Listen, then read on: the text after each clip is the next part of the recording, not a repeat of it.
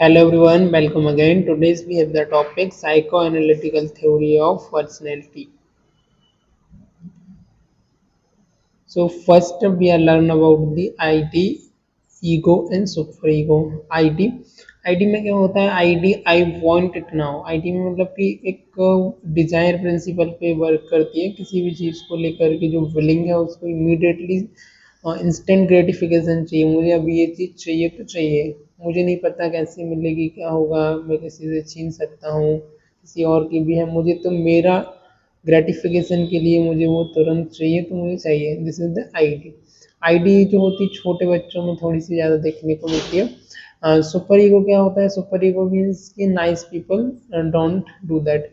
ये थोड़ा सा मोरल प्रिंसिपल पे चलती है, दोनों के बीच का रास्ता निकालती है, कंप्रोमाइज करती है आईडी और ईगो के बीच में, जिसको बोला जाता है sorry ego, right. Super ego और आईडी के बीच में जो वर्क करता है वो होता है ईगो। थोड़ी सी आपको कंप्रोमाइज करती है, maybe I can find a compromise, compromise करती है या फिर एक बीच का रास्ता निकाल लेती है।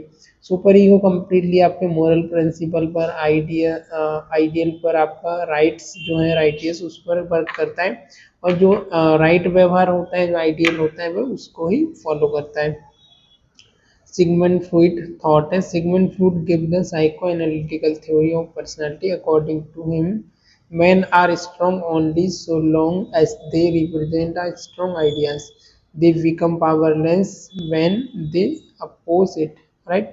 So men are strong only so long as they represent a strong ideas. यदि strong ideas को represent करते हैं, ऐसा उनको लगता है, तो वो strong है। When दे बिकम पावरलेस, जब ये पावरलेस हो जाते हैं, जब क्या होता है, दे अपोजिट, वो उसको अपोज करना शुरू कर देते हैं, राइट।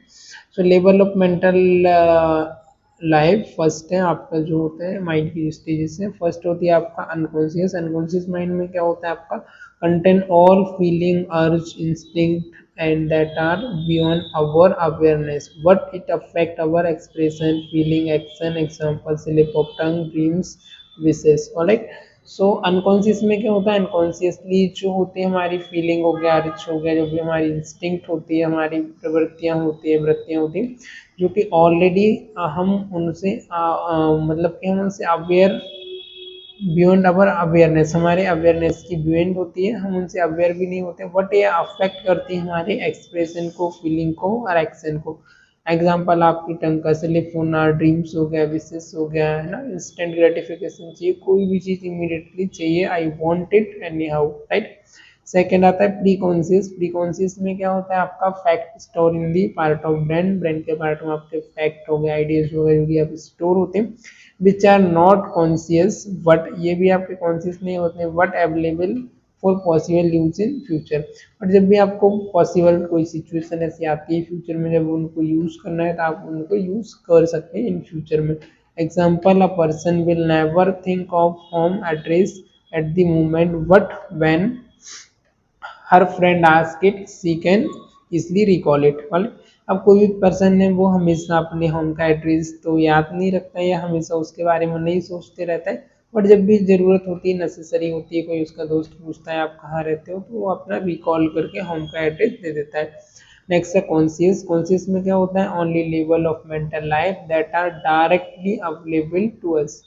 कॉन्शियस क्या होता है? ये जो होता है आपका only level of mental life, mental life का एक लेवल होता है that directly available to us, जो कि हमारे पास डायरेक्टली अवेलेबल होता है। कॉन्शियसली हम चूज करते हैं क्या राइट है, क्या चीज़ें रॉन्ग है, क्या आइडियल है, क्या हमारे लिए कल्चरल के अकॉर्डिंग फॉलो करना चाहिए, क्या नहीं।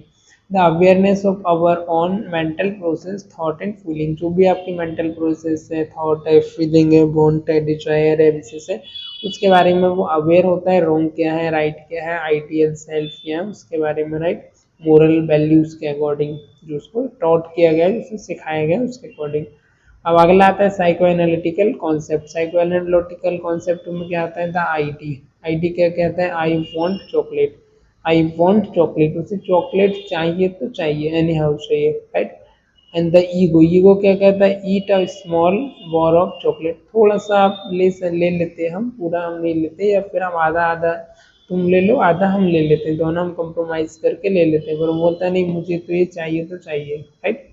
सुपर ईगो क्या कहता है? You are on diet, right. Super ego क्या कहता है, यू आर ऑन डाइट, आप डाइट पर हैं या मैं डाइट पर हूँ तो मुझे नहीं लेना है, राइट, इस तरीके से। सो आईडी क्या कहता है, ID, the ID is unorganized part of the personality structure that contain a human basic intellectual drive। Alright, so ID क्या होता है, ID is unorganized, this is the unorganise part होता है हमारी पर्सनालिटी का, अनऑर्गेनाइज स्ट्रक्चर होती है जो कि कंटेन ह्यूमन बेसिक, इसमें स्ट्रक्चर होते हैं जो कि ड्राइव करते हैं। Id is only component of personality that is present from the birth. Id ही एक ऐसा कंपोनेंट है पर्सनालिटी का जो कि आपको बर्थ से ही प्रेजेंट होती है। It it is the source of our bodily needs. ये क्या होता है, आपका सोर्स है आपकी बॉडीली नीड्स की, वांट्स की, डिजायर की, इम्पल्सेस की, पार्टिकुलरली अवर सेक्सुअल एग्रेसिव डिजायर्स, जो भी एग्रेसिव डिजायर आती है, सेक्सुअल एग्रेसिव डिजायर हो गया, नीड हो गया, वांट्स हो गया, इम्पल्सिव हो गया। Example, if the mind was solely guided by the ID, individual would find it difficult to wait patiently at a restaurant while feeling hungry and would most likely grab food from the neighbor's tables। Alright, तो जब ID कब काम करता है, जब आप किसी restaurant में गए हो, आपको फीलिंग हंग्री भी हो रहा हो और आपको इमीडिएटली कोई चीज़ आपको चाहिए, तो वो आपको वहाँ पर मिलना ही चाहिए। आपको नहीं मिलेगी तो आप पड़ोसी के टेबल से भी उसको छीन सकते हो, ले सकते हो। तो इसमें क्या होता है, इमीडिएट ग्रेटिफिकेशन होता है। जैसे कि एक मदर फादर हैं, उनके बच्चे हैं, 3 बच्चे हैं उनके। पहला बच्चा बोलता है कि नहीं मुझे मोबाइल चाहिए इमीडिएट, अभी के अभी कैसे भी चाहिए। दूसरा बोलता है कि नहीं अभी मुझे मोबाइल की इतनी ज़रूरत तो नहीं है, न्यू मोबाइल नहीं लेंगे तो भी काम हो जाएगा, मैं पुराने से काम चला लेता हूँ या मैं कोई पुराना मोबाइल परचेस कर लेता हूँ जिससे कि मेरा काम हो जाएगा। और सुपर ईगो कहता है नहीं अभी मोबाइल की कोई मुझे रिक्वायरमेंट नहीं है, मेरे पास ऑलरेडी मोबाइल है और अभी मुझे मोबाइल की ज़रूरत नहीं है मेरी एज के हिसाब से, तो मेरे पास जो मोबाइल है मैं वो चला लूँगा, मोबाइल नहीं भी है तो मुझे कोई प्रॉब्लम नहीं है। तो ये हो गया सुपर ईगो। सुपर ईगो चीज़ों को समझता है, मोरल वैल्यू, मोरल कॉन्सेप्ट पर चलता है, राइट। So the ego, sorry to say, the ego is component of personality that is responsible for dealing with the reality। ये क्या रेशनल होता है, ये रेशनल एक लॉजिकल होता है और रियलिटी पे डील करता है ego. Just as the ID is unconscious part of human personality, ego is conscious and logical. ID क्या है, आपका अनकॉन्शियस पार्ट होता है, हम बेहोशी में ही चीज़ों को मांग रहे होते हैं, हमको होश नहीं होता है। लेकिन जो ईगो है ये क्या होता है, आपका कॉन्शियस लॉजिकल पार्ट होता है, रेशनल पार्ट होता है। The ego function in both the conscious. अब ईगो है जो फंक्शन करता है आपका both conscious and pre conscious में एंड अनकॉन्शियस माइंड में। The ego operate on the reality पे, ये रियलिटी को ऑपरेट करता है, reality principle which strive to satisfy. इसको भी, इसको सेटिस्फाई होने के लिए भी इसको रिक्वायरमेंट होती है, ज़रूरत होती है, लेकिन क्या करता है थोड़ा सा कंप्रोमाइज़ कर लेता है। जैसे मुझे मोबाइल चाहिए तो एक बच्चा कहता है मुझे इमीडिएट चाहिए, दूसरा कहता है अभी नहीं, आपके पास जब पैसे होंगे, जब आपकी सैलरी आएगी तब आप मुझे दिलवा देना, या मेरे पास ओल्ड मोबाइल से भी मैं काम चला सकता हूँ। आईडीज डिजायर, ये क्या करता है, आईडीज की डिजायर को क्या करता है, थोड़ा सा उसको सप्रेस करता है, कंप्रोमाइज़ करता है, रियलिस्टिक वे में, लॉजिकली वे में एंड सोशली जो कि अप्रोप्रिएट है उस वे में इसको फॉलो करता है। जैसे कि क्राइम हो गया, रेप हो गया, तो उसमें क्या होता है, मर्डर, तो किसी किसी चीज़ में अग्रेसिव बिहेवियर के आईडी इमीडिएटली उसको चाहिए होता है, राइट। उसमें ज़्यादा क्या काम करता है आपका आईडी, सुपर ईगो एंड फिर sorry ego and super ego. Super ego बहुत अच्छा होता है, मोरल प्रिंसिपल, एथिक, गाइडलाइन को फॉलो करते हुए रूल्स रेगुलेशन नॉर्म पर, क्वालिटीज पर चलता है। सो लास्ट हम देखेंगे सुपर ईगो के बारे में।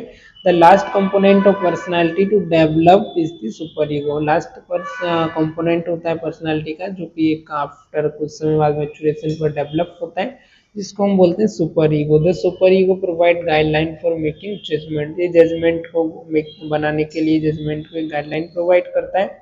The superego represent the norm and qualities of the individual, his family and society, and is an ethical constraint on the behavior। Alright, so the superego क्या होता है, superego आपका represent करता है norm and guidelines of individual को, उसकी family को and societies को, and the ethical constraint of the behaviour. Ethically right behaviour क्या है, उसको फॉलो करना नॉर्म के अकॉर्डिंग, क्वालिटी के अकॉर्डिंग, हमारे कल्चर के अकॉर्डिंग, तो उस तरीके से एक्ट करना सुपर ईगो जो उसको टॉट है उसको बताया गया है। It operate on the moral principle, ये आपका मोरल प्रिंसिपल पर ऑपरेट होता है। Able to differentiate between good and bad, what is the right और रॉन्ग, राइट एंड रॉन्ग क्या है, गुड एंड बैड क्या है, उस पर ही चलता है। सो इस टाइप के जो लोग होते हैं जिनमें सुपर ईगो होता है, दे आर डिसिप्लिन और they are ethical and they have their own qualities, right. तो कम्प्लीटली यदि कंक्लूजन बताया जाए, जैसे कि हम एग्जांपल लेते हैं, तीन फ्रेंड्स होते हैं और वो तीन फ्रेंड घूमने जा रहे होते हैं।